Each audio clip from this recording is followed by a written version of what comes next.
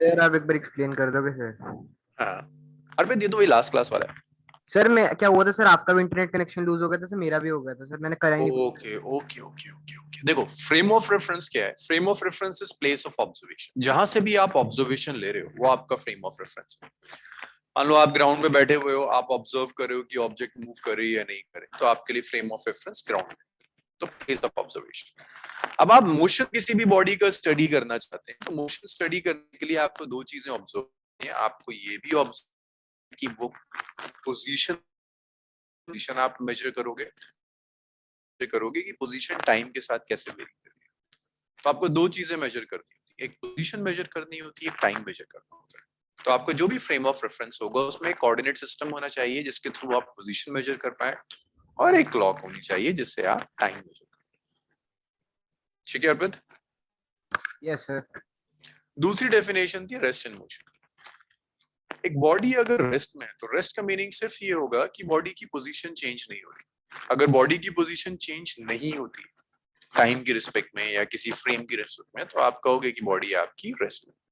तो बहुत अच्छा एग्जाम्पल है कि आप चेयर पे बैठे हुए हो, आपने सामने वॉल देखी, आपके रिस्पेक्ट में वॉल की पोजीशन चेंज नहीं हो रही, तो आप कहोगे कि वॉल आपकी रिस्पेक्ट में रेस्ट में। अगर पोजीशन चेंज हो जाती है तो आप कहेंगे बॉडी मोशन में। लाइक आप बैठे हो, आप विंडो से बाहर झांकते हो, कार मूव कर रही है, आपने देखा हो कि कार की पोजीशन चेंज कर रही है, तो आपके रिस्पेक्ट में कार मोशन में आ गई।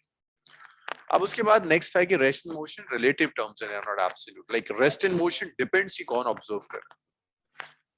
जैसे एक ट्रेन है, ये ट्रेन मूव कर रही है, ट्रेन में एक पैसेंजर P1 बैठा है, उसको एक पैसेंजर O1 ऑब्जर्व करता है जो विद इन द ट्रेन। तो जब O1 देखेगा तो कहेगा यार P तो रेस्ट में। एक O2 है जो ग्राउंड पर है, जब ये P को देखेगा तो उसे लगेगा अच्छा P तो मूव कर रहा है। सो सेम P है, एक ही टाइम पर रेस्ट में भी और मोशन में भी, विद टू डिफरेंट ऑब्जर्वर्स। इसीलिए लिखते हैं कि rest and motion relative terms, absolute नहीं। अगर एब्सोल्यूट होता तो P हमेशा रेस्ट में होता, कोई भी देखता O1 O2 हमेशा P रेस्ट में दिखता अगर ये एब्सोल्यूट होता, but it's not an absolute. ये मैंने डिस्कस किया था लास्ट क्लास में। रोशनी, साची, सूरत, इसमें कुछ डिस्कस करना है? फिर हम आगे बढ़ेंगे आज। No sir. नेक्स्ट जो कॉन्सेप्ट आता है that is distance and displacement. The next is the concept of distance and displacement.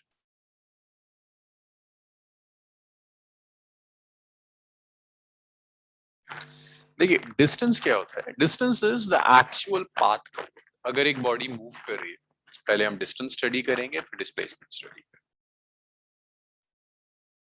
आज विल ट्राई कि हम डिस्टेंस, डिस्प्लेसमेंट और स्पीड एटलीस्ट कंप्लीट कर लें। Distance means the actual path covered by the body. जो भी एक्चुअल पाथ कवर करेगी, that actual path is known as distance. Actual path covered means if this body है, A से B जाती है body, B से सी जा रही है और सी से डी जा रही है। ए से बी गई, बी से सी आई, सी से डी गई, तो जो टोटल पाथ कवर किया ना बॉडी ने, जिसे आप डिस्टेंस कहोगे, that path is this A B plus B C plus C. This is the total path covered by the body, जिसे आप डिस्टेंस कह रहे हैं।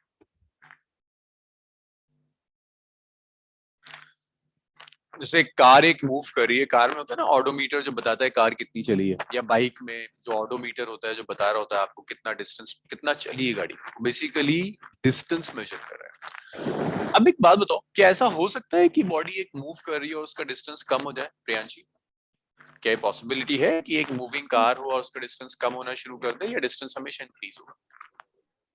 Sir, it will always increase. It will always increase, right? So distance of a moving body always increases. Distance of moving body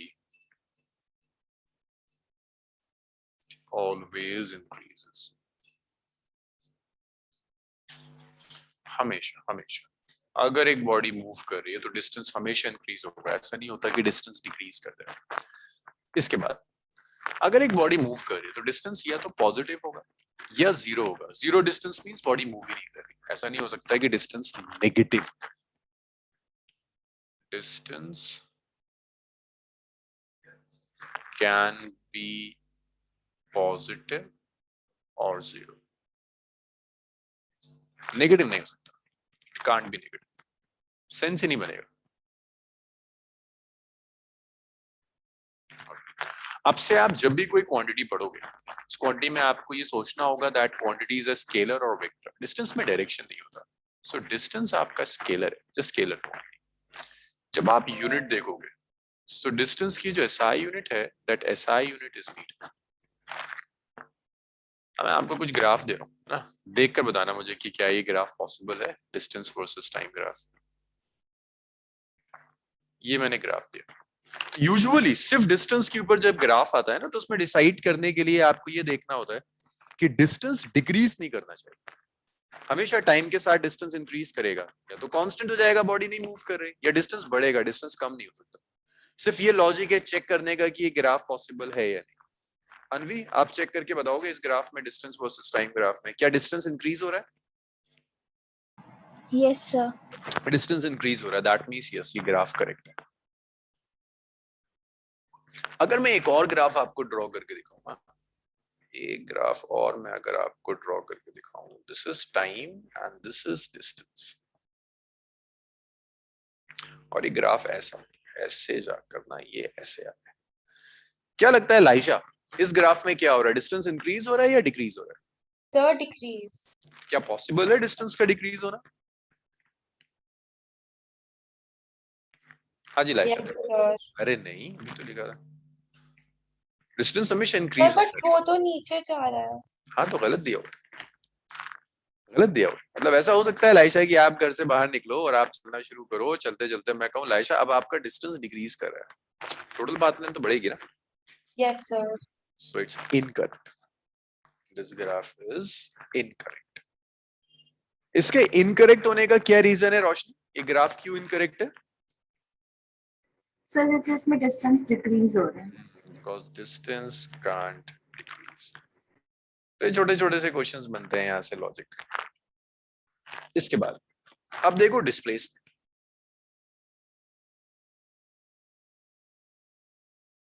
Now displacement is not the total path. Displacement is the shortest path. Initial और final position के बीच में जो shortest path होगा, that shortest path is displacement. Displacement is the shortest path between initial and final position. Between initial and final position. तो जब भी आप displacement major करोगे, तो आप सबसे पहले अपने सिस्टम का इनिशियल पोजीशन ढूंढो, आप अपने सिस्टम की फाइनल पोजीशन ढूंढो और उनको ज्वाइन कर दो। जो स्ट्रेट लाइन होगी उन्हें ज्वाइन करने के लिए, दैट इज योर डिस्प्लेसमेंट। जैसे अगर मैं यहाँ आपसे कहता हूँ कि एक बॉडी है, ए से लेकर ऐसे घूमी और यहाँ बी पर आ गई, तो जो टोटल पाथ लेंथ है ना, that is distance. But displacement क्या होगा? This A to B is displacement. ये डिस्प्लेसमेंट है आपका शॉर्टेस्ट पाथ। आपको पूरी हिस्ट्री से मतलब ही नहीं, आपको सिर्फ और सिर्फ अगर मतलब है सिर्फ इनिशियल और फाइनल। एक और example, motion in 1D free fall में बहुत यूज करेंगे। आपने एक बॉडी ली, उसको आपने फेंका, सॉरी आपने एक बॉडी को थ्रो किया, it goes up to some height, फिर यहाँ आ गई, फिर यहाँ आकर रुक गई। मैं आपसे कहता हूँ बताओ बॉडी ने डिस्प्लेसमेंट कितना कवर किया? This is motion in 1D, NCERT में क्वेश्चंस दिए हुए हैं। तो एक बहुत बड़ी मिस्टेक होती है, आप कहते हो ये सब कुछ काउंट करेंगे। अरे सब कुछ काउंट करने की क्या जरूरत है? इनिशियल ढूंढो, फाइनल ढूंढो, ज्वाइन कर दो। ऐसे जा रहा है अगर तो ऐसे ज्वाइन कर दो, ये डिस्प्लेसमेंट है। पूरी हिस्ट्री से मतलब ही नहीं है। सारी इक्वेशंस ऑफ मोशन सुना होगा आपने, v is u plus at, s is ut plus half at square, ये सारी इक्वेशंस डिस्प्लेसमेंट के टर्म्स में लिखी जाती है। सो डिस्प्लेसमेंट बहुत क्लियर होना चाहिए, पूरी हिस्ट्री से मतलब नहीं है। We just care about the initial position and the final position. Just join initial and final with a straight line, that is your displacement. Clear है ये यहाँ तक? सांची, सूरज, Yes, sir. Yashika, yes sir.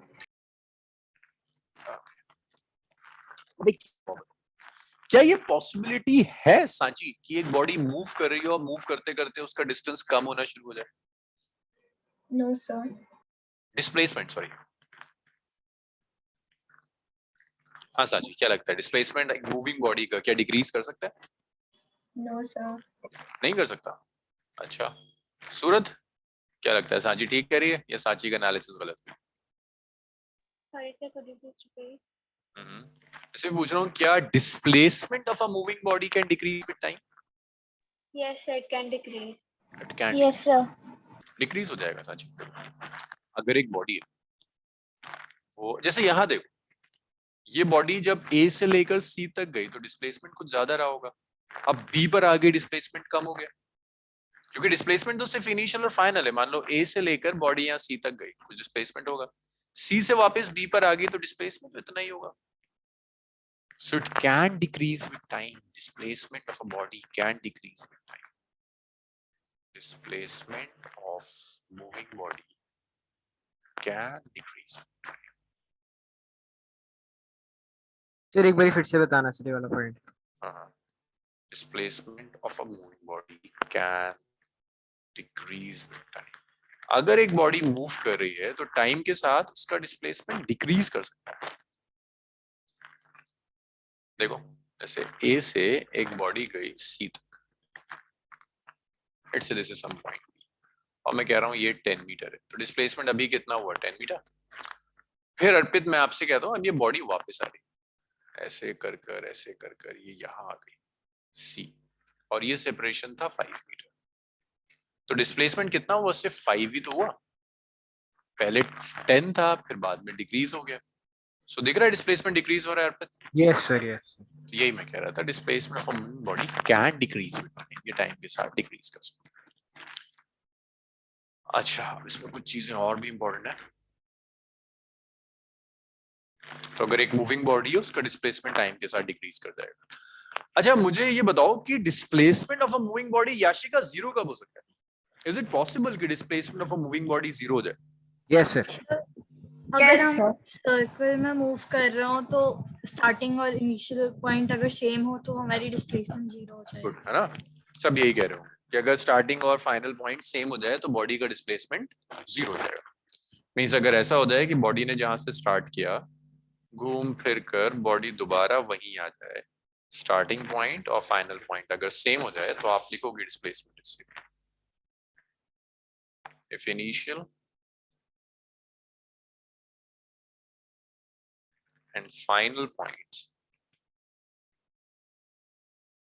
are same,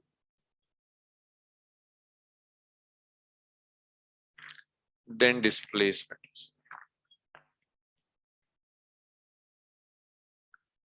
अगर body दोबारा वहीं आ जाए जहां से चली थी तो डिस्प्लेसमेंट जीरो हो जाएगा। एक चीज और है, displacement is a vector, so it can be positive it can be negative. ऐसा हो सकता है बॉडी राइट में जाए और मैं आपसे कहूँ कि राइट साइड के सारे डायरेक्शंस डिस्प्लेसमेंट पॉजिटिव है और लेफ्ट में आएगा तो नेगेटिव हो जाएगा। So displacement can be positive. देखो ये छोटे छोटे से पॉइंट्स हैं जो आपसे कोई पूछेगा नहीं, मतलब ऐसा नहीं आएगा कि वो आपसे कहे कि 5 फीचर्स लिख दो डिस्प्लेसमेंट के, but in numericals in conceptual questions आप इन पॉइंट्स को यूज करोगे। So displacement can be positive, negative और जीरो। जीरो आप जानते हो अगर बॉडी वापस आ गई तो जीरो होगा। अब देखो पॉजिटिव नेगेटिव, बॉडी ए से बी जा रही है और लेट्स से ए से बी 10 मीटर है और मैंने कहा राइट साइड ना पॉजिटिव में कंसीडर करो, तो डिस्प्लेसमेंट ए से बी जो होगा, डिस्प्लेसमेंट को मैं एस से रिप्रेजेंट करूंगा, displacement I will represent it by S. A से बी तक जो डिस्प्लेसमेंट है दैट इज +10, डायरेक्शन मैटर करेगा, राइट साइड मैंने पॉजिटिव लिया। अब इसके बाद ये वापस आ जाता है सी पर आ जाता है एंड दिस इज 6 मीटर।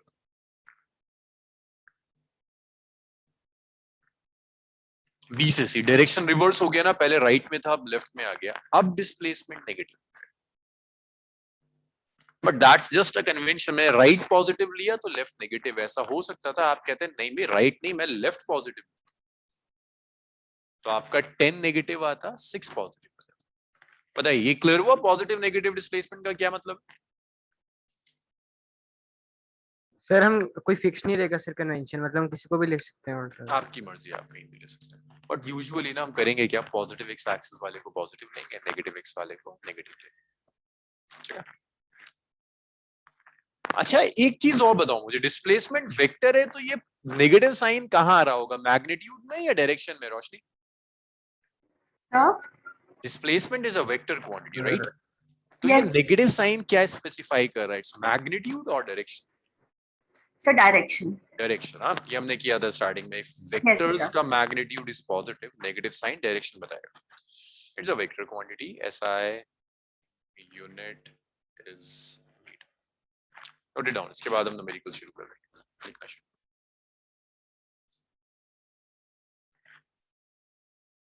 और इसके अलावा भी जो डिस्कशंस हैं आपके, आप लिखते जाओ और जैसा हम हमेशा करते हैं कमियां ढूंढते जाओ और डिस्कस करो.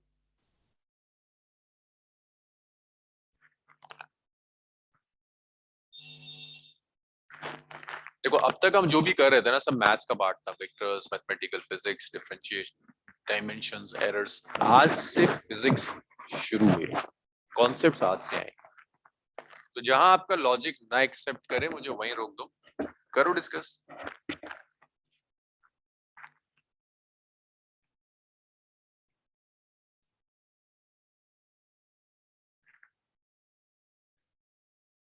आज मेरी राइटिंग कुछ बेटर हुई है. Yes, sir.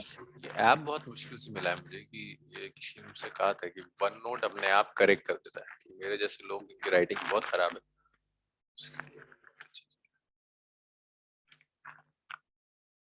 सर डिस्प्लेसमेंट के लिए सर दोनों ग्राफ करेक्ट रहेंगे ना? हाँ, डिस्प्लेसमेंट के लिए दोनों ग्राफ करेक्ट. बिल्कुल.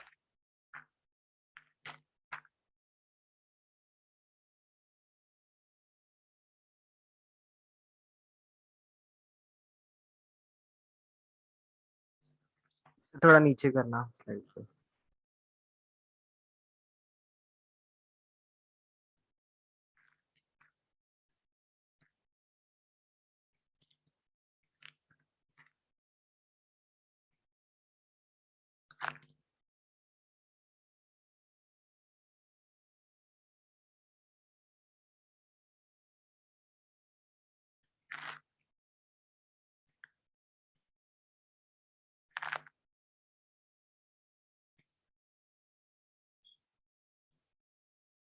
So please scroll down.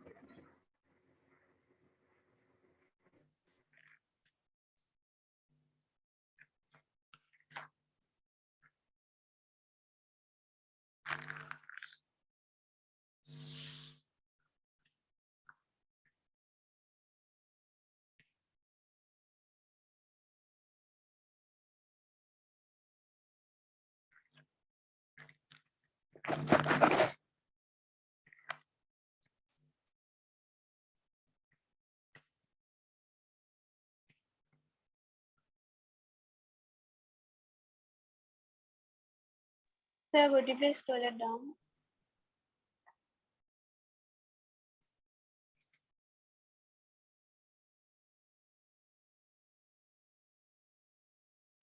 Sir, a bit more.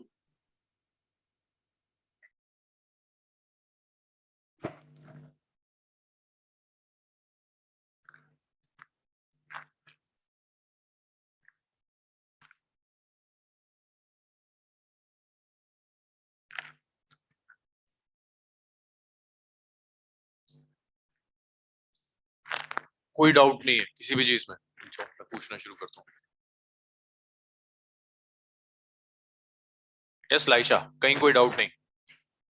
No, sir.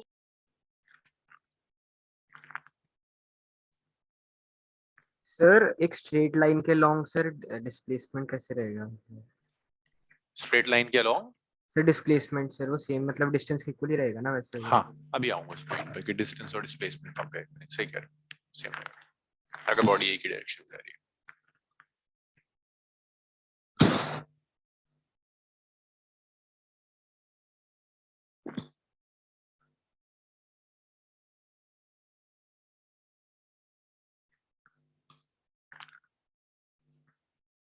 Sir, सबने लिख लिया ना?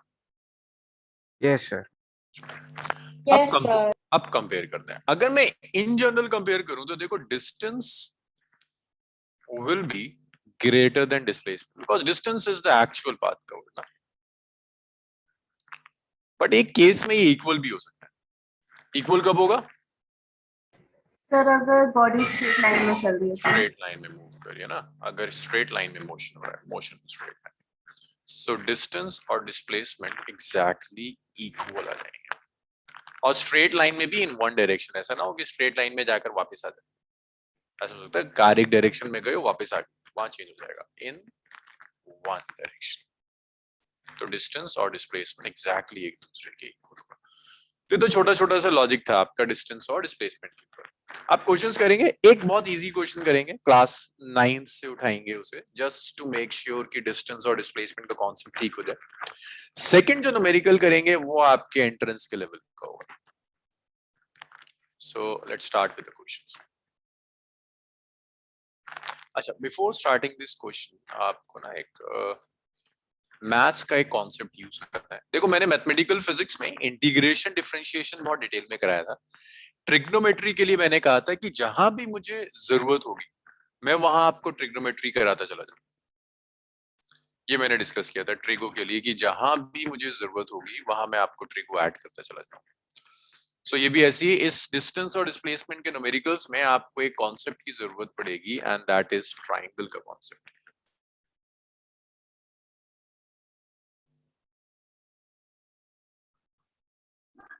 इसे साइन फॉर्मूला कहते हैं। This is sine formula, this is A, this is B and this is C. इस एंगल का नाम ए है, इस एंगल के ऑपोजिट जो साइड है उसको मैंने स्मॉल ए कह दिया। इस एंगल का नाम बी है, इसके ऑपोजिट जो साइड होगी दैट इज स्मॉल बी। सी है इस एंगल का नाम और इसके ऑपोजिट जो साइड होगी दैट इज स्मॉल सी। ये साइड की लेंथ है सी, ये साइड की लेंथ है जिसे मैं ए कह रहा हूँ, और ये साइड की लेंथ है जिसे मैं बी कह रहा हूँ। तो साइन फॉर्मूला बेसिकली क्या करेगा, sine formula will connect sides A B C और इन एंगल्स को कनेक्ट करेगा। So sine formula will be like it's a by sin a which is equal to b by sin b which is equal to c by sin c, c by sin c. So basically these are three equations, एक by a by sin a और b by sin b एक equation होगी, b by sin b और c by sin c एक और equation होगी, a by sin a और c equal to c by sin c, ये आपकी थर्ड इक्वेशन हो जाएगी। आप अलग अलग इक्वेशंस कंपेयर कर सकते हैं। साइन फॉर्मूला लिख लो, the next numerical we need sine formula, इसको लिख लीजिए, then will start the question. Ayush late हो गए आप?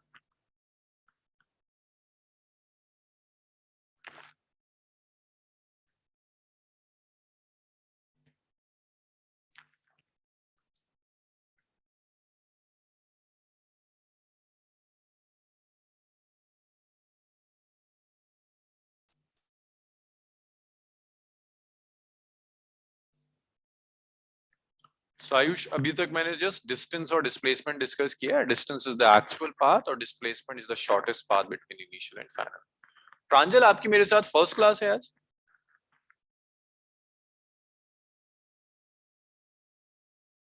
या आप किसी और नाम से आ गए?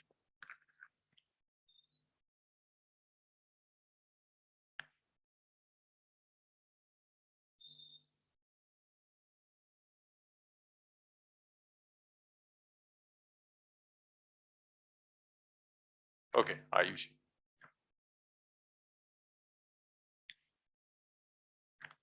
सो will use sine formula. Displacement के कई क्वेश्चंस में आपको साइन फॉर्मूला की जरूरत पड़ेगी। नेक्स्ट देखिए, सो ये जो नेक्स्ट क्वेश्चन मैं आपको दे रहा हूं दैट सिंपली क्लास 9 से उठाकर दे रहा हूं। सो ये आपको ना एक सर्कल दिया, ये आपको एक सर्कल दिया, ये क्लास 9th में एक बुक आती थी, क्या नाम था, लखमीर सिंह, लखमीर सिंह है ना 9th 10th के लिए? Yes, sir. हाँ, लखमीर सिंह में दिया हुआ है क्वेश्चन। बताओ 9th का क्वेश्चन 11th के बच्चों को करा रहा हूँ। C D radius is R, तो एक बॉडी है सर्कुलर ट्रैक पर मूव कर रही है और यहाँ पर ना पॉइंट बाद में रख देंगे, चलो ई बाद में रख देंगे। So a body is moving on a circular track, कुछ ऐसे मूव कर रही है। A body is moving on a circular track. A body is moving on a circular track.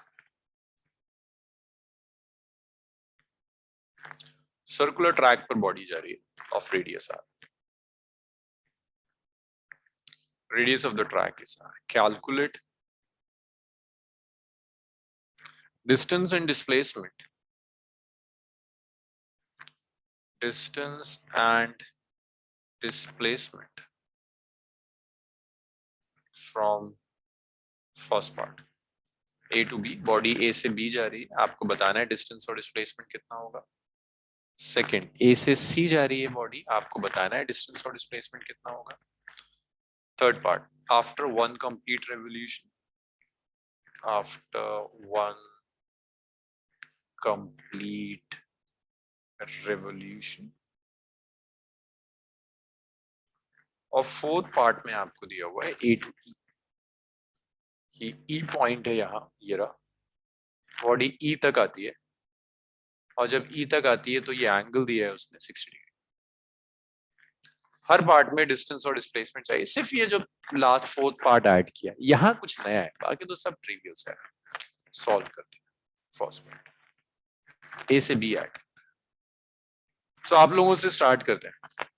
Ayushi, ये सर्कल के ऊपर मूव कर रहा है, A to B जाएगा, कितना डिस्टेंस कवर करेगा? मुझे सिर्फ ये पाथ चाहिए बचे, ये वाला, ये जो कर्व पाथ है ना, A से B तक कितना हो जाएगा?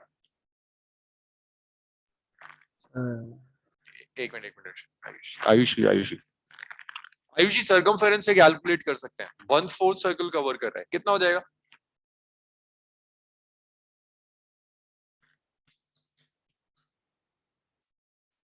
डिस्टेंस चाहिए मुझे. आयुषी बहुत आना है. 1/4 circle, pi r by 2. Yes है ना, 2 pi r by 4. Very good भाई. टोटल अगर मूव करता, पूरा एक सर्कल मूव करता तो 2 pi r, 1/4 कवर किया था 2 pi r by 4, ये आ गया pi r by 2. ये डिस्टेंस. अब मुझे डिस्प्लेसमेंट चाहिए. डिस्प्लेसमेंट अर्पित तुम बताओ, डिस्प्लेसमेंट कैसे कैलकुलेट करेंगे? A से B तक कैसे कैलकुलेट करूं डिस्प्लेसमेंट? हाँ जी अर्पित. अर्पित, यस सर. डिस्प्लेसमेंट कैसे आएगा? डिस्प्लेसमेंट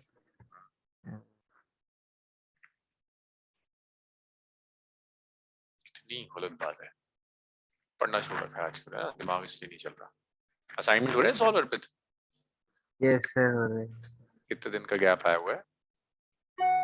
सर वो कुछ दिक्कत आ गई थी. दिक्कत दिखने लगती है ना क्लास में, वो नहीं सॉल्व करोगे तो दिमाग नहीं चलता. लाइशा बताइए मुझे. लाइशा, डिस्प्लेसमेंट कैसे आएगा बच्चे A से लेकर B तक? सर वो जो कॉर्ड है, हमें उसका एरिया निकालना पड़ेगा जो AEB है. एरिया या length? Sir length, sorry. Length है ना, A से B मैंने कनेक्ट कर दिया. This is the displacement, shortest path. So that's displacement is equal to AB. अब एक बात बताओ मुझे, इस ट्राइंगल में, इसको O कह देता हूँ, राइट एंगल ट्राइंगल, ये साइड OBR है, OAB रेडियस है तो R होगा. लाइशा बताओ AB कैसे आएगा? प्रॉपर्ली AB कैसे कैलकुलेट? सर हमें ट्राइंगल का हाइपोटेन्यूज चाहिए. हाइपोटेन्यूज. Yes sir. कैसे आएगा? हाइपोटेन्यूज कैसे लेकर आओ? पाइथागोरस. सर हाँ? Pythagoras theorem. Yes sir. तो आप इसको ऐसे लिख सकते हो, it's root over OA square. देखो यही होगा ना, एक साइड O है, राइट एंगल ट्राइंगल OA है, दूसरी साइड OB है, OA square plus OB square.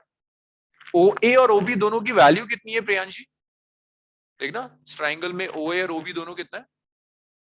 Sir, r. R. ये बहुत अच्छा लगता है जब आप लोग एकदम कंसंट्रेशन से काम कर रहे होते हो, पता चल जाता है. क्वेश्चन पूछते ही जब आंसर आ जाता है, बच्चा ये नहीं कहता कि क्वेश्चन रिपीट करो. दैट मींस आपका दिमाग यही था. सो दैट्स डिस्प्लेसमेंट. A से B तक डिस्प्लेसमेंट आ गया. इसमें कोई डाउट किसी को? यशिका, अनवी, No, sir. No, sir. साची, कहीं कोई इशू नहीं? No, sir. चलो इसको थोड़ा सा घुमाते हैं.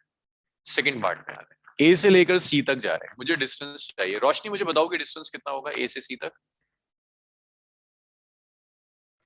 Sir, 2 pi r by 2. By half circle ही तो कवर किया है. Distance is 2 pi r by 2.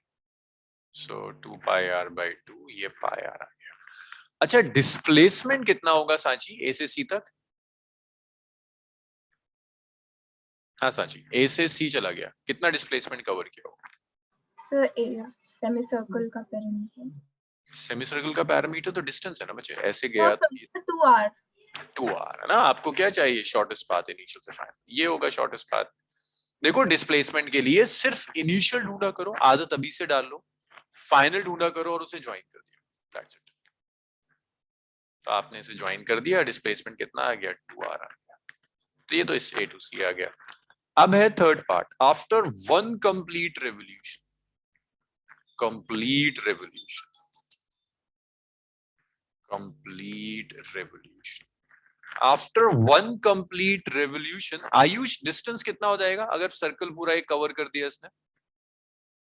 Sir 2/r 2/r, distance 2/r। अब मुझे चाहिए डिस्प्लेसमेंट। याशिका, डिस्प्लेसमेंट कितना होना चाहिए after one complete revolution? Sir 0। It should be 0 ना, because initial and final positions are same. यहां तक बताओ मुझे, कोई डाउट है इसमें in first 3 parts? No, sir. Ayush clear है? यस अब आपको क्या चाहिए? द फोर्थ पार्ट ना। अच्छा पहले इतना लिखो, फिर हम फोर्थ पार्ट पर आएंगे। फोर्थ पार्ट थोड़ा सा टाइम लेके जाएगा, इतना लिख लीजिए। फोर्थ पार्ट के लिए मैं दोबारा draw, Sir, written.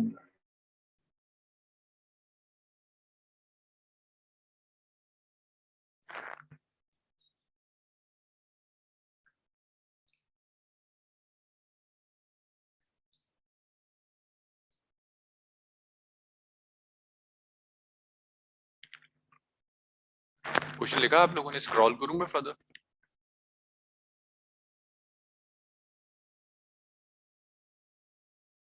Yes, sir.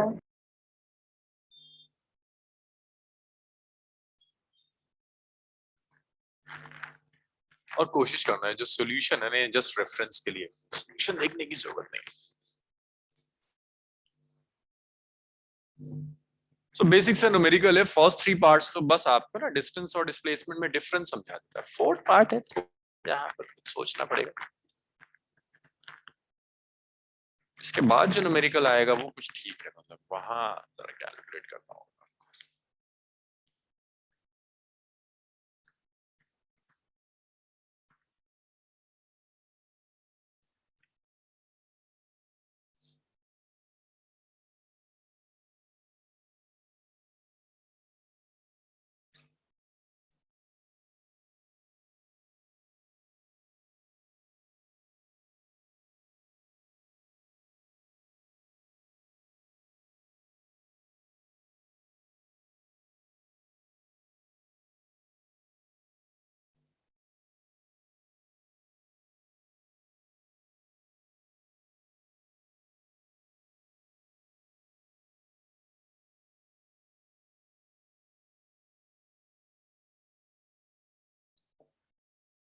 हाँ जी, चेंज कर दूं?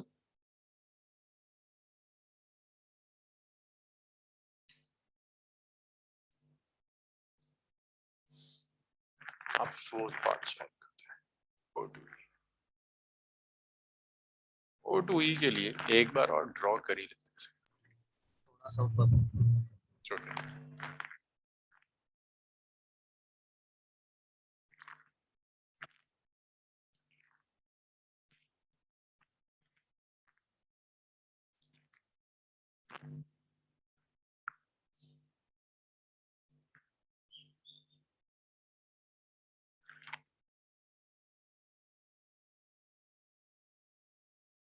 Okay.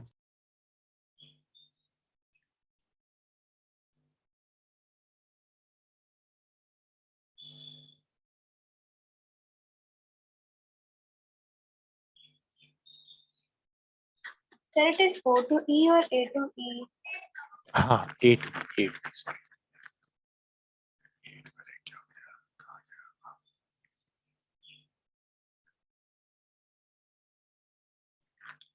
8 राइट।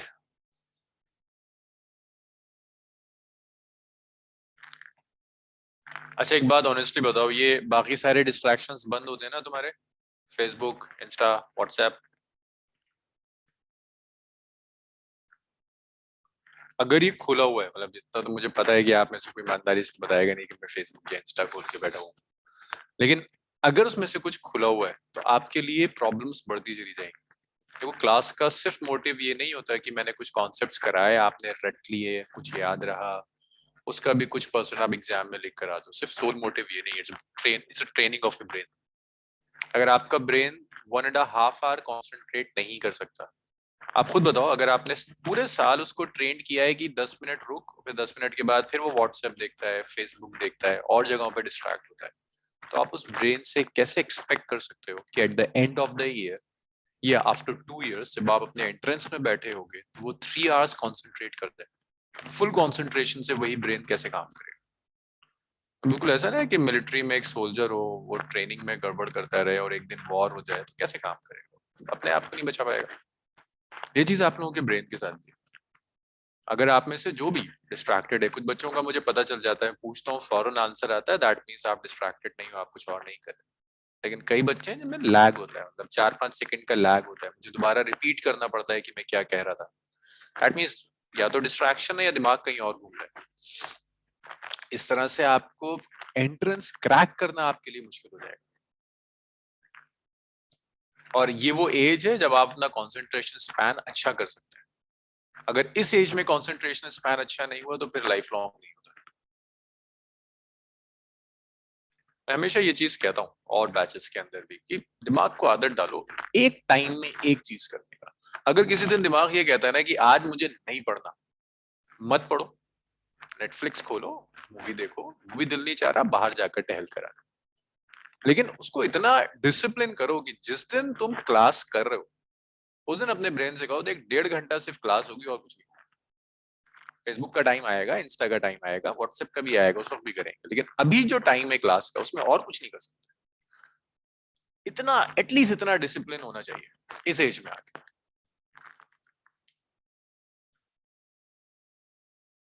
वरना एंट्रेंसेस क्रैक करना, इस कॉम्पिटिटिव्स में सरवाइव करना बहुत मुश्किल हो जाएगा। Excuse me sir. Yes Laisha. Sir entrance में हर सब्जेक्ट के लिए क्वेश्चंस के लिए कितना टाइम होता है? फिजिक्स का आपने 1 मिनट का था, बायो और केमिस्ट्री में कितना टाइम होता है? बायो में और कम टाइम जाता है। देखिए आपके पास 90 क्वेश्चंस बायो के आएंगे, 45 क्वेश्चंस आपके पास फिजिक्स होंगे, 45 केमिस्ट्री होंगे। इसमें अभी कुछ बच्चे बैकअप के लिए जेई वाले भी आए हुए हैं, उनका पैटर्न थोड़ा सा अलग होता है। तो ये समझिए 90 जो क्वेश्चंस होते हैं ना बायो के, विद इन 1 आवर जो बच्चा क्रैक करने वाला है 90 में से 80-85 कर आ जाता है, taking less than 1 minute, like 30 second 35 seconds average होता है। बायो में बहुत सारे क्वेश्चंस ऐसे होते हैं जो मेमोरी बेस्ड हैं, आपको याद है, आप टिक करते हुए आते हो। बच्चे टाइम बचा के रखते हैं फिजिक्स के लिए, क्योंकि फिजिक्स टाइम कंज्यूमिंग है। 1 आवर तो मैं कह रहा हूँ 1 आवर से ज्यादा ले जाता है, बट वहां आपका जो कंसंट्रेशन लेवल है ना वो बहुत काम आता है। अगर वहां खुद सोचो ना 15 मिनट के लिए दिमाग कहीं और घूमने निकल गया, तो स्टैंडर्ड मतलब फिजिक्स में 1 मिनट है, बायो में it's less than 1 minute, around 35 to 40 second for one question. Okay, A से ई जाना है, मुझे चाहिए डिस्टेंस। अब सोचना शुरू करो डिस्टेंस के लिए क्या यूज हो सकता है, और मुझे बताना शुरू करो जो भी आपको लग रहा है। ए से ई तक डिस्टेंस कैसे कैलकुलेट करेंगे? कोई फॉर्मूला, कोई थ्योरी जो आपको याद हो? आई एम श्योर ये फॉर्मूला आपने करा है, क्लास 10 तक आपने पढ़ा होता है। कोई बताएगा मुझे ए से ई तक का डिस्टेंस कैसे 14 का हाफ ले सकते हैं। इसका 1/4 का हाफ। नहीं वो हाफ नहीं, the length of the arc. Length of the arc. साची हाफ नहीं है, हाफ होता तो 45 डिग्री एंगल होता। लॉजिक ठीक था, 90 है ना, 90 का हाफ तो 45 होगा, तो उस हाफ वाले logic sir θ1 360 into 2 pi r। Right, length of the arc है ना, लेंथ ऑफ द आर्क हम निकाल सकते हैं। Distance is length of arc A, its length of arc A. ये फॉर्मूला सबने करा होगा क्लास 11, बस वो यही है। आपके पास सब कुछ होगा लेकिन अपने ब्रेन को ट्रेन करना है कि वो सही चीज निकाल कर आपके सामने रख दे। Length of the arc is a. अब ये लेंथ ऑफ द आर्क आप कैलकुलेट कैसे करोगे? भाई एंगल की डेफिनेशन होती है एक, length of arc divided by radius of arc. Angle is length of arc divided by radius of arc. मैं वही लिखने वाला हूं जो आपने क्लास 10 तक करा है, बस थोड़ी सी अलग अप्रोच है। Length of arc divided by the radius of arc. अब एक प्रॉब्लम ये है कि जो एंगल होगा ना, that should not be in degree, that angle should be in radian. When you use this relation, your angle should be in radian. So आपको जो थीटा दिया है ना, दैट इज 60 डिग्री. 60 डिग्री को रेडियन में convert करने के लिए जस्ट पाई बाय 180 से मल्टीप्लाई करो. रेडियन मींस पाई की टर्म्स, तो ये पाई बाय 3 रेडियन. जो भी आपकी स्टडी टेबल है उसके आगे ना कुछ पॉइंट्स हमेशा लिखना जो याद रहे, जिसमें से एक पॉइंटर ये होगा, फिजिक्स में we don't take angle in degree, we always prefer angle in radian. हमेशा रेडियन में कन्वर्ट करके यूज करते हैं. Pi by 3 radian. Pi by 3 radian यहाँ रख दो, थीटा की जगह पाई बाय 3 रख दो, लेंथ ऑफ आर्क की जगह एल लिख दो, रेडियस ऑफ आर्क की जगह आर लिख दो, तो ये आपको एल दे देगा. It's pi by 3 L pi by 3 R. ये लेंथ ऑफ द आर्क आ गया. आपने length of the arc calculate कर लिया. अब लेंथ ऑफ द आर्क के बाद आपको डिस्प्लेसमेंट चाहिए. तो डिस्प्लेसमेंट कुछ नया मैं ड्रॉ करके दिखा रहा हूँ. ए से ई तक है ना, ये जो कॉर्ड है ये डिस्प्लेसमेंट. इसे कैलकुलेट करने के लिए मैंने ये साइन फॉर्मूला लिखवाया था. ये साइन फॉर्मूला आप यूज करोगे इस डिस्प्लेसमेंट के, इसके लिए. तो देखो आप डिस्प्लेसमेंट कैसे देंगे. तो यहाँ पर जो डिस्प्लेसमेंट होगा, displacement is equal to AE. अब देखो AE के लिए मुझे आप में देखो, ये O से लेकर E रेडियस है ना R, O से लेकर A रेडियस है R. कोई मुझे बता सकता है ये जो दो एंगल्स हैं, जिसे मैं अननोन लिख रहा हूँ, X लिख रहा हूँ और इसे भी X लिख रहा हूँ, आप में से कोई बता सकता है इस X की वैल्यू कैसे कैलकुलेट कितनी होगी? दोनों इक्वल होंगे. दोनों इक्वल होंगे. क्यों इक्वल होंगे? Opposite sides are equal. Opposite sides are equal, so angle should be X और X equal होगा. सम कितना होगा तीनों का? 180 degree. 180. X plus 60 is equal to 180. तो यहाँ से X बहुत आसानी से आ जाएगा, 60 आ जाएगा. एक स्टेप में लिख देता हूँ, 180 minus 60 equal to, so 120 आ गया, 120 by 2 आ गया, so which is 60. X आ गया. अब अगर X आ गया तो देखो ट्रायंगल है ना, इस ट्रायंगल में आप साइन फॉर्मूला यूज करो. साइन फॉर्मूला आप यूज करो. कैसे यूज करोगे? कोई भी एक साइड लो, AE साइड चाहिए, आप ऐसे लिखो AE side divided by sine of AE के ऑपोजिट में एंगल कौन सा है? देखो O नाम है ना, साइन ऑफ एंगल O. फिर मैं साइड लेता हूं OE. अर्पित OE के ऑपोजिट में कौन सा एंगल है? यस सर, OE के ऑपोजिट सर X. हाँ, X या एंगल A नाम A है ना, A लिख देता. X भी सही था. अच्छा, OA के ऑपोजिट में लाइशा कौन सा एंगल है? सर OA के ऑपोजिट OA ये रहा, Triangle. E है ना. OA के ऑपोजिट कौन सा है? E. E. Yes, sir. A by E. अब सबकी वैल्यू रखते हैं. मुझे AE चाहिए, AE तो अननोन है.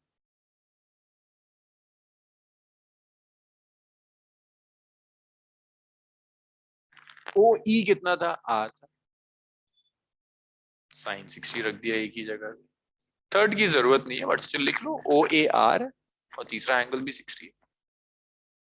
Now you have 3 equations. 3 equations कैसे बनेंगी? देखो, आप इन दोनों को यूज कर एक इक्वेशन बना सकते हो, आप इन दोनों को यूज कर एक इक्वेशन बना सकते हो, आप इन दोनों को यूज कर एक इक्वेशन बना सकते हो. आपकी मर्जी है. आप कोई दो यूज कर लो, मैं ना ये दो यूज कर देता हूँ, एक इक्वेशन बना देता हूँ. तो मैं इसको एक काम करता हूँ, मैं लिखता हूँ AE by sin 60 is equal to R by sin 60. sin 60 से sin 60 कैंसिल हो गया, सो R हो गया AE के इक्वल. तो आपको डिस्प्लेसमेंट मिल गया R की.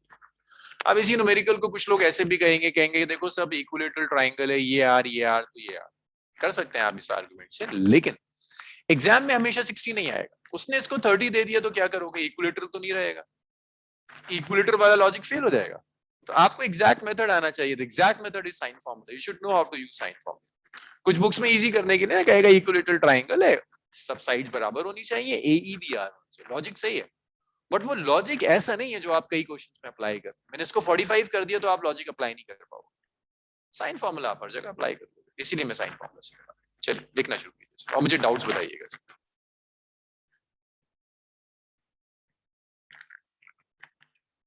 जहां आप अटक जाओ, जहां डाउट्स आ रहे हैं या आपका लॉजिक कहता है ऐसे नहीं होना चाहिए, किसी और तरह से होना चाहिए, बताओ।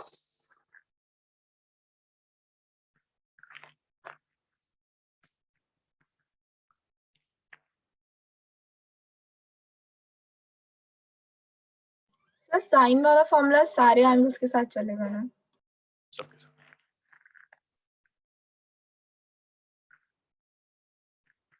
आयुषी, क्लियर है सब?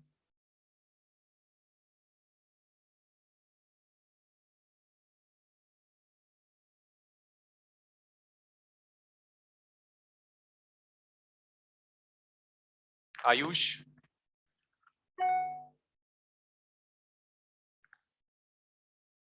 हाँ जी आयुष, समझ में आया? Yes sir.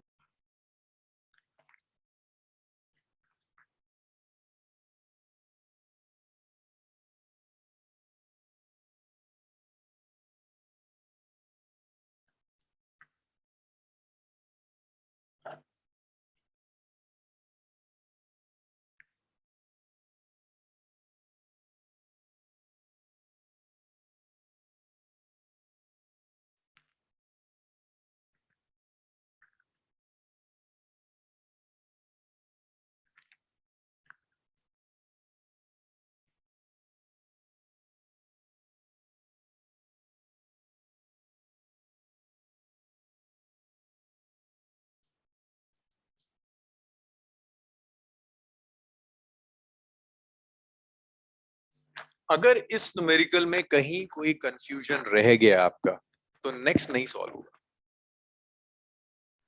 सर उधर पाई/3 रेडियन नहीं आना चाहिए था यहाँ पर सर, जहाँ आपने कन्वर्ट किया सर, थीटा इक्वल्स टू 60 पर। हाँ, पाई/3 तो है। सर वो 8 लग रहा है। सॉरी यार, पाई/8 3 है, 3 है, 3 है।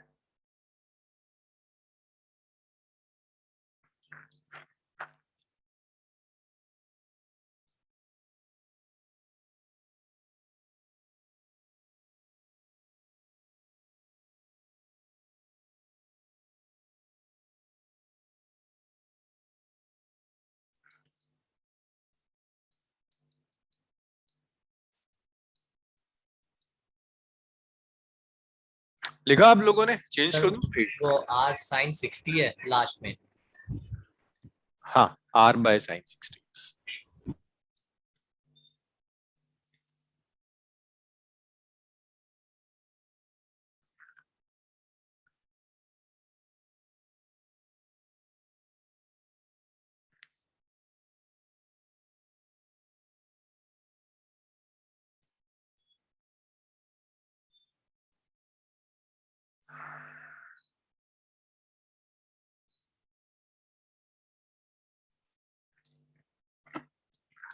चलिए, ये तो मैंने सॉल्व कर दिया। अब नेक्स्ट क्वेश्चन आप सॉल्व करो। मैं चेंज करूं स्लाइड, स्क्रॉल करूं फर्दर? यस सर वो ऊपर डायग्राम दिखाना सर, जो बनाया था एक। यस सर, देख नेक्स्ट क्वेश्चन देखिए। नेक्स्ट क्वेश्चन में क्या होता है, आपको नेक्स्ट थोड़ा सा घुमाते हैं, बहुत इजी नहीं देंगे इसको, थोड़ा सा टफ करते हैं नेक्स्ट क्वेश्चन।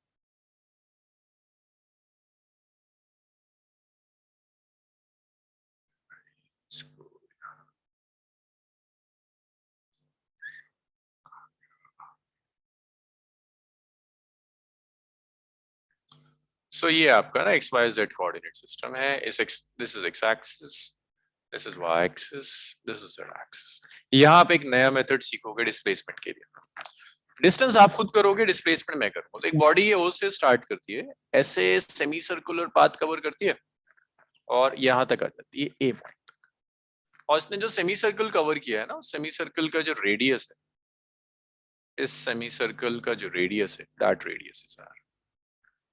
इसके बाद ये Z एक्सिस के पैरेलल जाती है, कुछ डिस्टेंस A कवर करती है।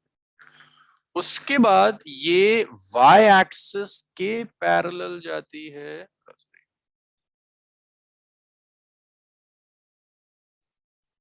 Y एक्सिस के पैरेलल जाती है, और ये जो डिस्टेंस कवर कर रही है अब, दैट इज 2। ऐसा है मोशन।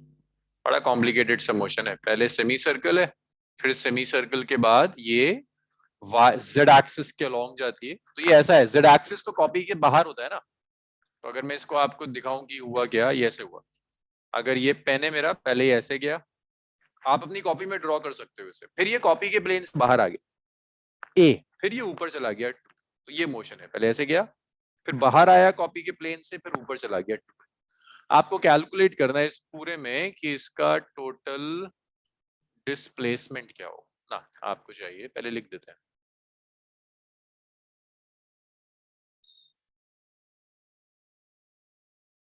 फ्रॉम ओ टू ए, साथ साथ क्वेश्चंस लिखते रहो प्लीज, इस क्वेश्चन को लिखते रहो in X Y plane.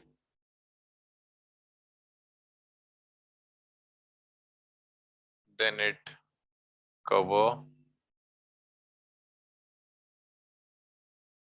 distance a along z axis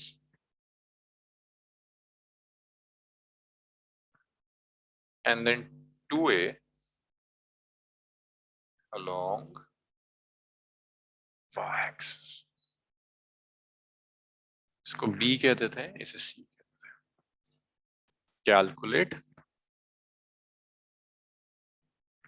first part distance, second part displacement.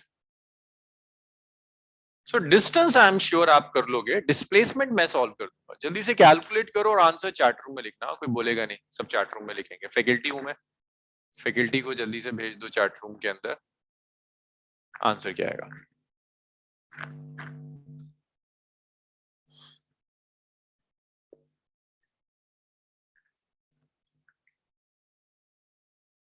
ये सबसे होना चाहिए, डिस्टेंस एटलीस्ट फर्स्ट पार्ट सबसे होना चाहिए। जल्दी करो, सेकंड पार्ट फिर मैं सॉल्व कर दूं।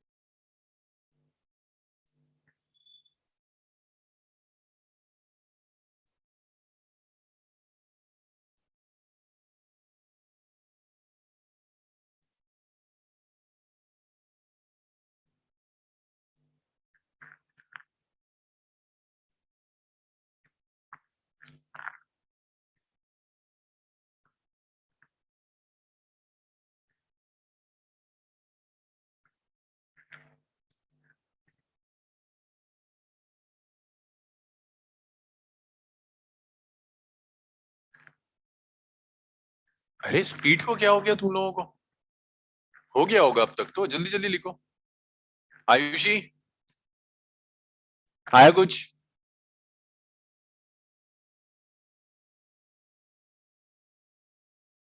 तो OY एक्सिस का नाम कुछ दिया नहीं डिस्टेंस को, किसका?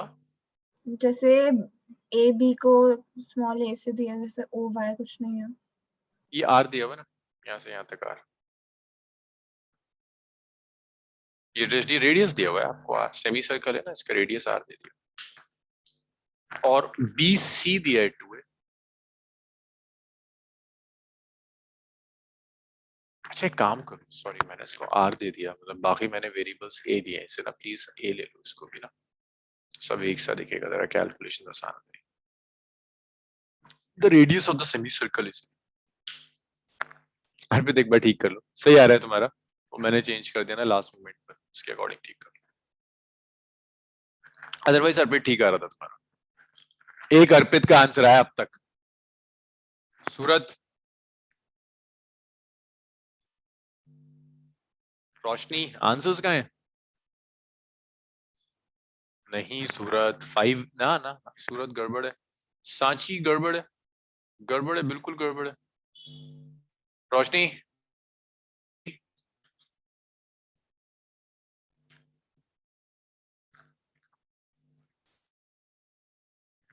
अनवी आया कुछ आंसर? 2 मिनट का है फर्स्ट पार्ट, 2 मिनट भी मैं बहुत कह रहा हूं। Anvi just right your answer in chat room. Roshni, Yes, sir. Very good, Roshni का सही आ रहा है। याशिका आया कुछ? प्रियांशी गड़बड़ है, गड़बड़ है। अरे तुम लोग पता है कहाँ गड़बड़ कर रहे हो, बताओ तुमने, यहाँ तो किसी ने गड़बड़ करी नहीं थी, ये ओ ए से लेकर सी तक आ गया, तो डिस्टेंस सबने बताया था मुझे कि डिस्टेंस सरकमफेरेंस का हाफ होगा। यहाँ पर सबने कहा था कि सरकमफेरेंस का हाफ हो जाएगा डिस्टेंस, ये 2πr/2। अब गड़बड़ कर रहे हो। हाँ सूरत, अब सही हुआ। याशिका वेरी गुड, याशिका का सही है। प्रियांशी अब ठीक करो अपना, सांची तुम भी ठीक करो। सर मैंने लास्ट एक और भेजा। गलत है, ये तो सीधा है ना, इसमें पाए थोड़ा ना होगा, ये तो स्ट्रेट ए डिस्टेंस कवर कर रहा है। अनवी आंसर नहीं आया अब तक।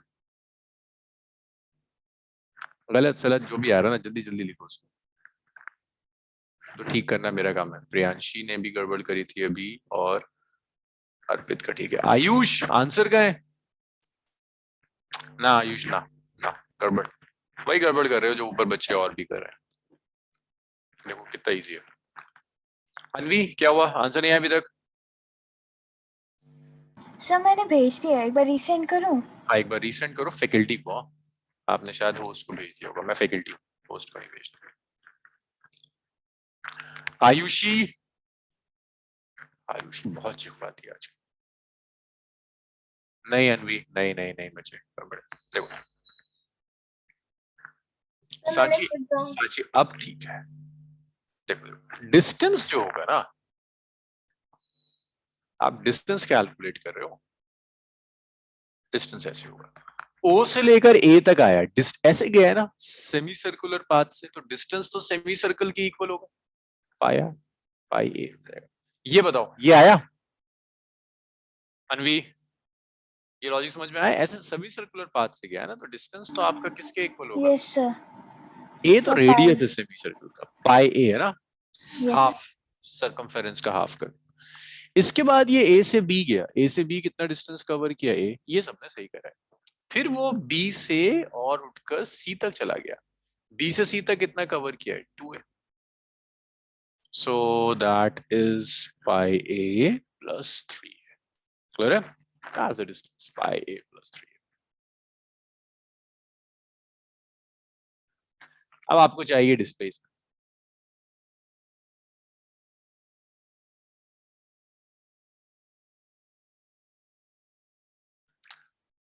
डिस्प्लेसमेंट थोड़ा सा परेशान करेगा। देखो डिस्प्लेसमेंट के लिए आइडियली करना तो ये चाहिए मुझे, ये डिस्टेंस तो क्लियर हो गया ना सबका? प्रियांशी अब ठीक है? Yes sir. Ayush distance clear है अब?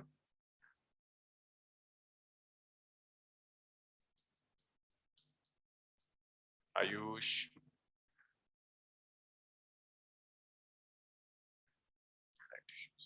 तो देखो डिस्प्लेसमेंट के लिए एक काम तो ये हो सकता है कि आप O को C से कनेक्ट कर दो, that is your displacement, but it's a very complicated geometry, इसको तो निकालने में ही कई दिन लग जाएंगे। तो आप एक काम कर सकते हो, डिस्प्लेसमेंट को ना आप याद रखो कि डिस्प्लेसमेंट इज अ वेक्टर, तो टोटल जो डिस्प्लेसमेंट होगा वो सारे डिस्प्लेसमेंट्स को वेक्टोरियली ऐड कर कर आएगा। तो मैं ऐसे लिखता हूँ, टोटल जो डिस्प्लेसमेंट है ना, ये पहले O से A का डिस्प्लेसमेंट कैलकुलेट करते हैं, फिर उसके बाद A से B का डिस्प्लेसमेंट कैलकुलेट करते हैं, और फिर B से C का डिस्प्लेसमेंट कैलकुलेट करते हैं, और सबको वेक्टोरिकली ऐड कर देते हैं। ये लॉजिक आ रहा है समझ में लाइशा? टोटल डिस्प्लेसमेंट के लिए O से A का डिस्प्लेसमेंट निकालो, A से B का डिस्प्लेसमेंट निकालो, B से C का डिस्प्लेसमेंट निकालो, सारे डिस्प्लेसमेंट को वेक्टोरिकली ऐड करना है, डायरेक्ट नहीं। अब ये थोड़ी थोड़ी आप मेरी हेल्प करोगे। अनवी आप बताओ O से A तक डिस्प्लेसमेंट कितना कवर करेगा? Sir 2a। 2a ना, ये A था, वेरी गुड, तो ये भी A होगा, टोटल हो जाएगा 2a, तो टोटल डिस्प्लेसमेंट इज 2a। कहाँ की एक्स एक्सिस के अलॉन्ग गया, तो से आप लिख सकते हो आई कैप। अच्छा A से B तक अनवी कितना कवर किया displacement? Sir a j cap. A, लेकिन ये किसके अलॉन्ग है? Z एक्सिस के अलॉन्ग है ना? Sir k cap sorry. Ayush B से C डिस्प्लेसमेंट कितना है? आयुष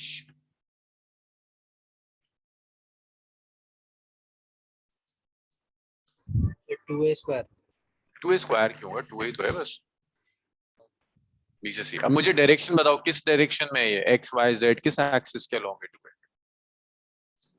y y के अलॉन्ग यूनिट वेक्टर हमने कल किया था कुछ। आयुष कौन सा यूनिट वेक्टर यूज करते हैं y एक्सिस के अलॉन्ग? आयुष y के लॉन्ग यूनिट वेक्टर भूल गए? अब अभी तो 24 आवर्स भी नहीं हुए। जे कैप आया याद? ये आई कैप जे कैप के कैप इसलिए कराया था ताकि मैं इस तरह के क्वेश्चंस हैंडल कर पाऊँ। 2 आई कैप प्लस नहीं सर, यस सर बी से सी वाला कैसे आया? बी से सी देखो गिवन है ना, बी से सी उसने दिया हुआ है 2a ऑप्शन में दिया हुआ है। अब है तो 2a और किस एक्सिस के लॉन्ग है? y एक्सिस के लॉन्ग, तो y के लॉन्ग यूनिट वेक्टर जे कैप आ जाएगा। ओके ओके तो डिस्प्लेसमेंट आ गया, x कोऑर्डिनेट आ गया, y कोऑर्डिनेट आ गया, z कोऑर्डिनेट आ गया। अब चाहिए मुझे टोटल डिस्प्लेसमेंट।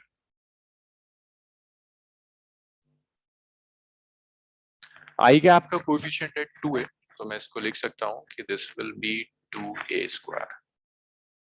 ये तो सिखाया था आपको, अगर कार्टेशियन फॉर्म में गिवन हो तो मैग्नीट्यूड कैसे निकालते हैं? आई कैप के कोएफिशिएंट का स्क्वायर, जे कैप के कोएफिशिएंट का स्क्वायर, के कैप के कोएफिशिएंट का स्क्वायर। सो ये कितना आ गया? ये आ गया आपका 9a स्क्वायर। 9a स्क्वायर कितना आ गया? 3a आ गया। Displacement is 3। तो ये डिस्टेंस भी मिल गया और डिस्प्लेसमेंट मिल गया। बताओ क्लियर है सबका? Arpit? Yes Yes, sir. sir. Yes, sir sir. मुझे लगता है डिस्टेंस की जगह मैंने डिस्प्लेसमेंट निकाल दी थी फर्स्ट पार्ट में।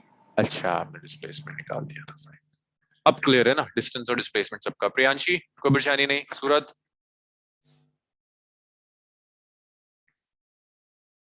Sir, I have a school class right now. Can I leave? It is Yes, yes. compulsory to attend.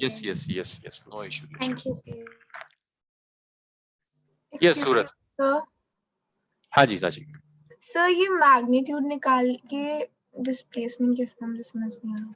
यही तो डिस्प्लेसमेंट है, मतलब ये तो डिस्प्लेसमेंट तो ये आ गया आपका, दिस इज द डिस्प्लेसमेंट। ये डिस्प्लेसमेंट सर हमने इसको वेक्टोरिकली क्यों ऐड किया है? क्योंकि डिस्प्लेसमेंट वेक्टर क्वांटिटी है। मैं डायरेक्ट देखो डिस्टेंस स्केलर था इसलिए डायरेक्टली ऐड कर दिया, but displacement is a vector, directly नहीं ऐड कर सकता। इसे ऐड करने के लिए मुझे प्रॉपर यूनिट वेक्टर्स यूज करना है। नहीं सर, अगर हम सर उसके एक एक की डिस्प्लेसमेंट निकाल के डायरेक्ट ऐड करते हैं। या तो ना डायरेक्टली ऐड ही नहीं कर सकते, वेक्टर है। वेक्टर को ऐड करने के Okay, लिए sir. आप वेक्टर लॉस चाहिए। तो मैग्नीट्यूड क्वेश्चन में निकालने के लिए बोला था। हाँ मतलब वो आपसे कह रहे हैं ना डिस्प्लेसमेंट निकालो, तो इट्स बेटर कि आप मैग्नीट्यूड निकाल के दिखा दो ताकि आप डिवाइड कर पाओ।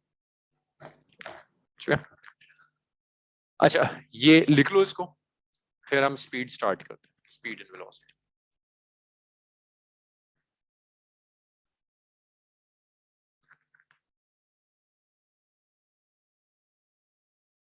Sir approx when will this chapter end? Sorry Surat, क्या करें हम? सर अप्रॉक्स मतलब कब तक ये खत्म हो जाएगा? ये छोटा टॉपिक है, बहुत लेंथी नहीं, 3-4 लेक्चर। सर चैप्टर हाँ इसमें 4 लेक्चर्स चाहिए होते हैं। Sir till any approx date? Sir क्योंकि मेरा 24th को है। 20 किस दिन कब है आपका? 24th Saturday. सैटरडे? नहीं मैं आपके लिए अलग से क्लासेस अरेंज करवा दूँ, आज इवनिंग में अलग से क्लासेस अरेंज करवा दूँ। Thank you sir. इसका जो टफ पार्ट है वो तो आज हम कवर कर लेंगे, बाकी मोशन स्ट्रेट लाइन बचेगा और रिलेटिव वेलोसिटी में इवनिंग में क्लास अरेंज कर देता हूँ आपके लिए। चलो जी लिख लिया आपने, डिस्टेंस भी लिख लिया, डिस्प्लेसमेंट भी लिख लिया। नेक्स्ट देखिए, अब इसके बाद नेक्स्ट आता है स्पीड।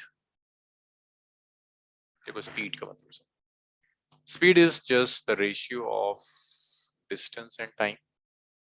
डिस्टेंस ओवर टाइम के रेशियो को आप स्पीड कहोगे। Speed is a scalar, scalar quantity है। इसकी जो एसआई यूनिट होगी, it's SI unit is metre per second. एक चीज और याद रखिएगा, कभी कभी वो आपको ना किलोमीटर पर आवर में देगा, तो आपको किलोमीटर पर आवर से मीटर पर सेकंड में कन्वर्ट करना होगा। 1 किलोमीटर पर आवर को मीटर पर सेकंड में कन्वर्ट कर दो। तो पहले समझो पर आवर का क्या मतलब है। This means 1 kilometre divided by 1 hour. 1 kilometre is 1000 metre. 1 hour means 3600 seconds. तो ये 2 0 इन 2 0 को कैंसिल कर देंगे, इट्स 5/18 मीटर पर सेकेंड। तो 1 kilometre per hour is 5/18 metre per second. तो आपको याद होना चाहिए कि 5/18 है, तो आप ऐसे कन्वर्ट कर सकते हैं, मल्टीप्लाई कर दीजिए 5/18 से तो किलोमीटर पर आवर मीटर पर सेकंड में कन्वर्ट करेगा। नेक्स्ट आपको ये पता होना चाहिए कि स्पीड्स कितने टाइप्स की हैं। टाइप्स ऑफ स्पीड, स्पीड को हम दो टाइप्स में क्लासिफाई कर सकते हैं। The speed of body can be uniform और speed can be non uniform. You can have uniform और अ नॉन यूनिफॉर्म स्पीड। अगर स्पीड नॉन यूनिफॉर्म है तो इसे आप फर्दर दो तरह से मेजर कर सकते हो।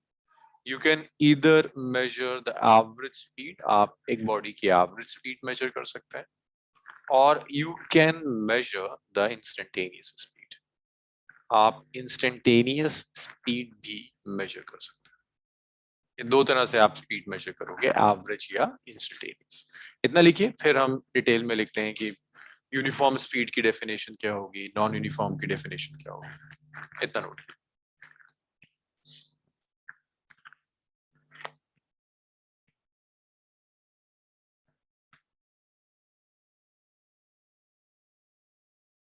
सर टाइम तो हमको क्वेश्चन में गिवन ही होगा ना, बिल्कुल। तो सर हम उसको डायरेक्टली भी स्पीड निकाल सकते हैं ना क्वेश्चन से।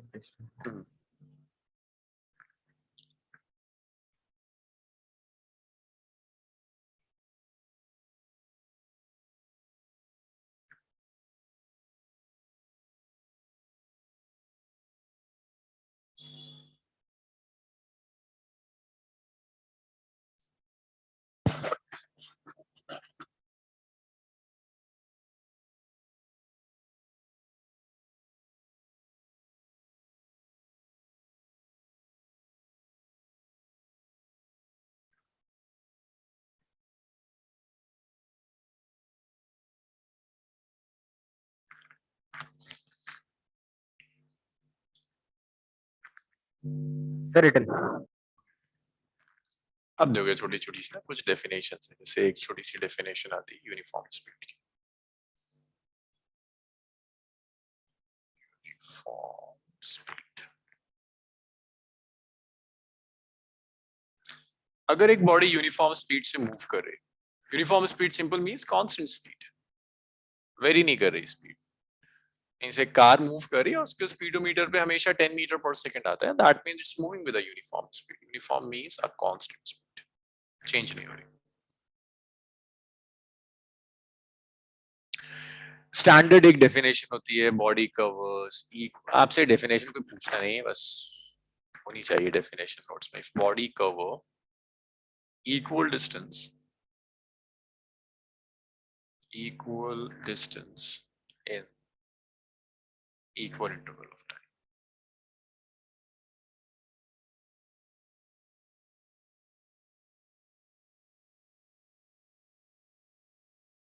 अगर एक बॉडी इक्वल टाइम इंटरवल में इक्वल डिस्टेंस कवर करती है, देन यू वुड से कि हाँ इसकी स्पीड यूनिफॉर्म होगी, it's moving with a uniform speed. अब यूनिफॉर्म स्पीड में ऐसा कुछ होता नहीं जो मैं आपको करा पाऊं, speed is distant upon time, that's it. Uniform के बाद नेक्स्ट आता है नॉन यूनिफॉर्म स्पीड। कैलकुलेशंस तब आती हैं जब स्पीड वेरी करना शुरू करते हैं। नॉन यूनिफॉर्म स्पीड, अगर स्पीड वेरी कर रही है, variable speed. Non-uniform speed simply means it's a variable speed। अगर स्पीड वेरी कर रही है then it is non-uniform। Calculate कैसे करोगे? अगर एक बॉडी इक्वल डिस्टेंस कवर करती है इन unequal interval of time, if body cover equal distance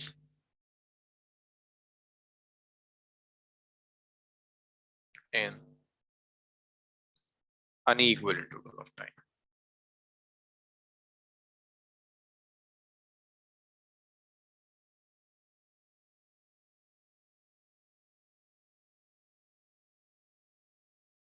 or vice versa।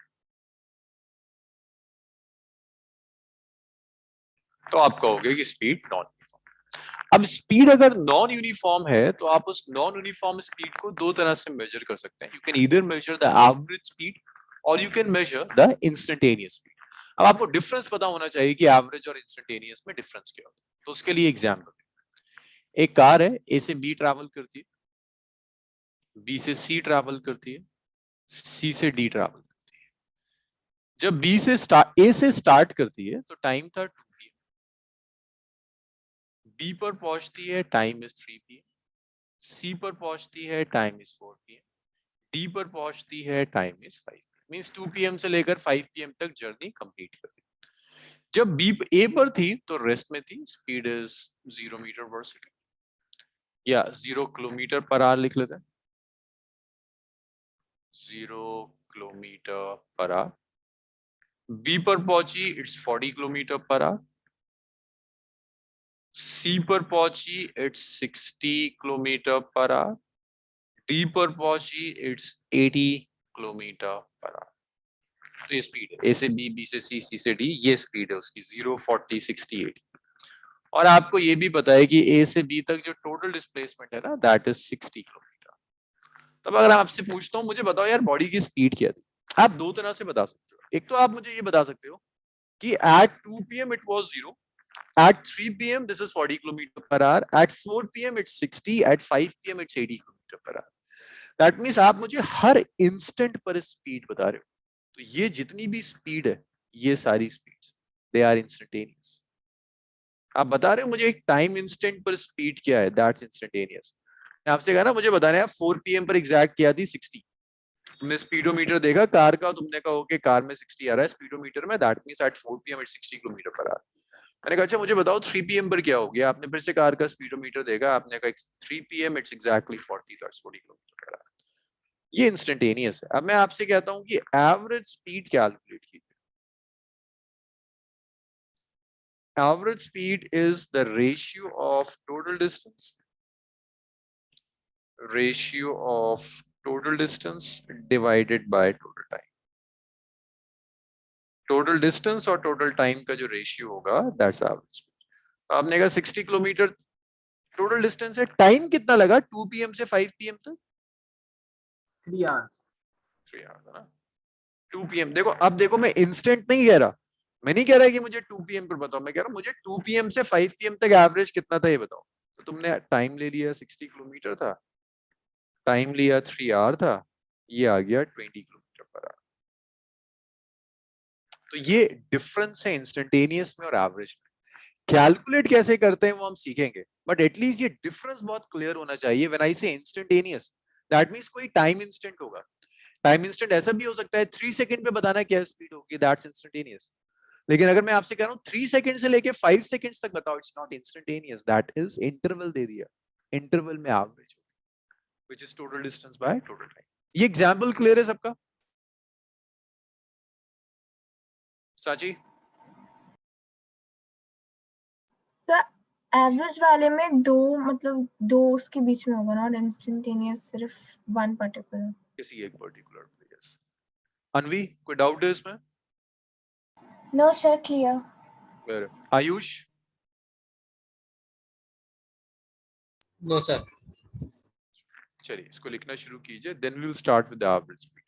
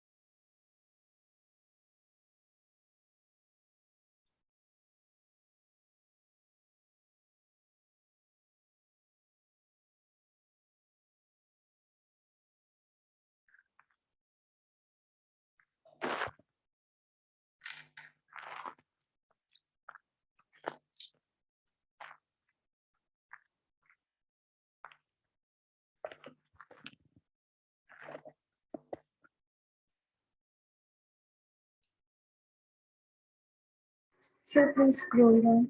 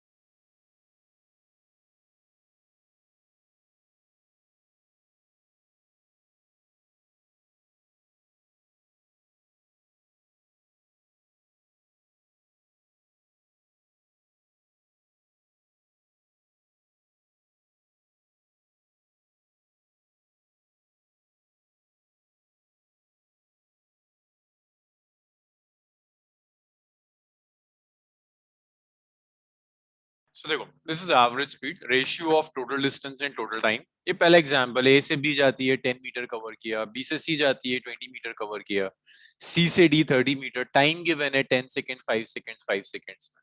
मैं आपसे कहता हूं मुझे एवरेज स्पीड कैलकुलेट करके दिखा दो। तो देखो एवरेज स्पीड क्या होगा, total distance by total time. Average speed is the ratio of total distance divided by the total time. So देखो टोटल डिस्टेंस क्या होगा, 10 मीटर 20 मीटर 30 मीटर। तो आपने ऐसे लिखा 10 प्लस 20 प्लस 30, ये टोटल डिस्टेंस आ गया। टोटल टाइम क्या है, 10 plus 5 plus 5, so 10 seconds plus 5 seconds plus 5 seconds, so that is 60 by 20 which is 3 metre per second. ये एवरेज। याद रखना एवरेज कैलकुलेट करने का स्पीड का एक ही फॉर्मूला है, you need always total distance and total time. हमेशा तुम्हें टोटल डिस्टेंस और टोटल टाइम चाहिए, तभी एवरेज स्पीड आएगा। तो ये तो ट्रिवियल सा था, इसमें तो कहीं कोई प्रॉब्लम नहीं आती। नेक्स्ट क्वेश्चन है, सेम क्वेश्चन में मैं थोड़ा सा चेंज करता हूँ। ए से बी गया और बी से सी गया। मैंने कहा ए से बी तक डिस्टेंस है 10 मीटर, बी से सी तक डिस्टेंस है 20 मीटर, बट मैंने कहा टाइम की जगह ना, मैंने कहा ए से बी तक जाने में इससे जो स्पीड होती है वो 20 मीटर पर सेकेंड होती है, और बी से सी तक जाने में जो स्पीड है दैट्स 40 मीटर पर सेकेंड, या 40 मत लो, कुछ और ले लो, let's say 10 metre per second ले लो। यहाँ तक जाने में जो स्पीड है दैट्स 10 मीटर पर सेकेंड। आपसे कहता हूँ एवरेज स्पीड कैलकुलेट करो। कौन सा डेटा मिसिंग है यहाँ लाइशा? सर हाँ लाइशा, कुछ मिसिंग है, कुछ डेटा मिस हो रहा है। लाइशा को नहीं मिल रहा। रोशनी आप बता दीजिए क्या मिस हो रहा है? Sir time. टाइम मिस हो रहा है ना, इसमें टाइम नहीं, टाइम निकालना पड़ेगा। तो आप एक काम कर सकते हो, आपको डिस्टेंस पता है, आपको स्पीड पता है, टाइम आ जाना चाहिए। आयुष कैसे आएगा? अगर डिस्टेंस और स्पीड पता है तो टाइम कैसे आ सकता है? आयुष, डिस्टेंस स्पीड पता है, टाइम कैसे आएगा? Sir total time equals to average speed upon total distance. नहीं नहीं, देखो स्पीड होता है ना डिस्टेंस अपॉन टाइम। ये देखो स्पीड क्या था, डिस्टेंस अपॉन टाइम, तो टाइम आएगा ना distance upon speed. Ayush time इधर ले जाओ, स्पीड नीचे ले आओ, तो टाइम क्या हो जाएगा, डिस्टेंस अपॉन स्पीड। बताओ आयुष, क्लियर है? डिस्टेंस कितना है 10, स्पीड कितनी है 20, टाइम आ गया हाफ सेकेंड। यहां कैलकुलेट करते हैं। आयुष यहां बताओ टाइम कितना होगा?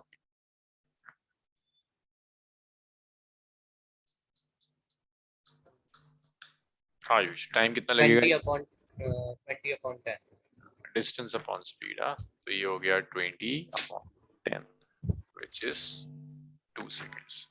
तो ये आपने 2 सेकेंड का टाइम कैलकुलेट कर लिया। अब आप जब एवरेज स्पीड कैलकुलेट करोगे ना, so average speed is the ratio of total distance and total time. It's total distance divided by total time. Total distance और टोटल टाइम का रेशियो। टोटल डिस्टेंस आपको पता है 10 plus 20 is total distance, 10 plus 20। Total time आ गया half plus 2, तो ये आ गया 30, और हाफ होता है 0.5, ये आ गया 2.5, 30 बाय 2.5 मीटर पर सेकेंड। ये क्लियर है?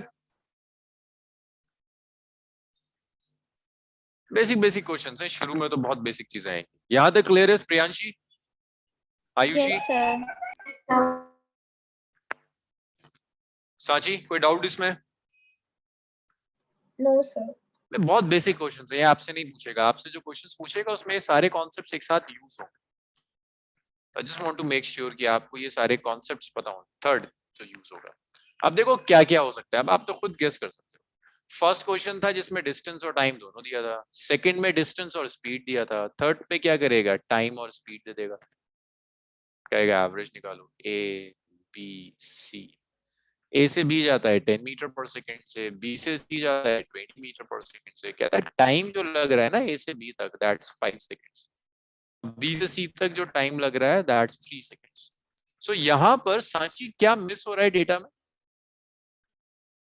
डिस्टेंस। डिस्टेंस मिस हो रहा है, तो डिस्टेंस निकाल लेते हैं। कैसे आएगा डिस्टेंस, कैसे आएगा? Speed into okay speed into time है ना, speed multiplied by time. Speed is 10, time is 5, so that's 50 metre.